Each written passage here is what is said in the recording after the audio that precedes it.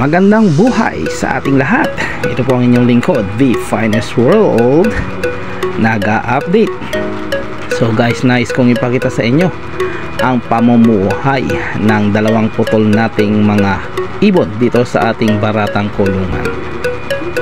So guys, kung inyong napapansin sa apat na ibon na yan, ang dalawang puti sa taas ay dalawa ang paa. So ang isa na nasa unahan ay iisa lamang ang paa, at ang blue bar na yan ay iisa rin ang paa, pero namumuhay sila ng normal guys. Nangangahulugan lamang ito guys na ang ating mga ibon, kahit na isa lang pala ang paa, ay pwede pa rin silang mamuhay ng normal kahit na may kulang na sa kanilang pangangatawan.